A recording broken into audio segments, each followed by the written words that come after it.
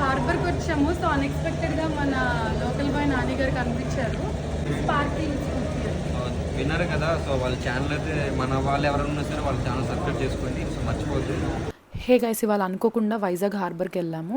So లైఫ్లో first time అనమాట harbour visit. నేను ఓన్లీ ఫ్రెష్ షాపులు ఉంటాయేమో హార్బర్ అంటే అనుకున్నా, బట్ ఎండు చేపలు, ఎండు రొయ్యలు ఇట్లా డిఫరెంట్ అన్నీ అమ్ముతా ఉన్నారు. సో ఫస్ట్ వెళ్ళగానే ఈ పెద్ద సొర షాప్ అయితే కనిపించింది. ఇదంతా కేజీఎఫ్ వరల్డ్ లాగా మొత్తం ఒక ప్రపంచంలా ఉంది. చాలా కొత్తగా అనిపించింది.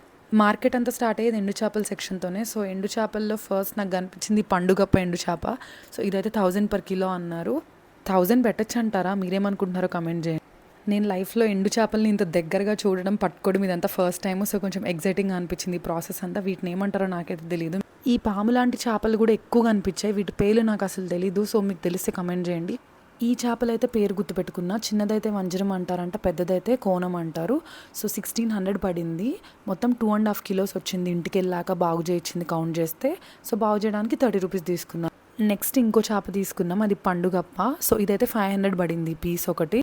అపోలో ఫిష్ రెస్టారెంట్స్లో ఎక్కువ కాస్ట్ పెడతాడు కదా, ఎంత ఎక్కువ ఉంటుందో అనుకున్నా. 500 per piece ఉంది. కొన్ని దగ్గర ఆల్ మిక్స్ ఫిష్ ఫ్రై లాగా రకరకాలవన్నీ కలిపి బుట్టలో వేసి ఉన్నాయి. అలా కూడా కొనుక్కుంటారంట. అలా కొనుక్కుంటే టేస్ట్ ఏం తెలిసింది, ఒక్కొక్క టైప్లో ఉంటే అనిపించింది. చేపని చెక్ చేసుకుంటున్నాం, ఫ్రోజనా ఫ్రెషా అని. ఫ్రెష్గానే దొరికాయి మ్యాక్సిమం అన్ని. కొన్ని ఫ్రోజన్వి చూసి అవాయిడ్ చేసాము. ఇంకోవైపు జనరేటర్స్ పెట్టుకొని బోట్ మ్యానుఫ్యాక్చరింగ్ రిపేర్స్ అవి చేసుకుంటున్నారు. ఆ సెక్షన్ కూడా వెళ్ళి కవర్ చేసాము. నేను ఎండు చేప ఎప్పుడు ట్రై చేయలేదు కాబట్టి ఎక్కువ తీసుకోలేదు. కొన్ని తీసుకున్నా.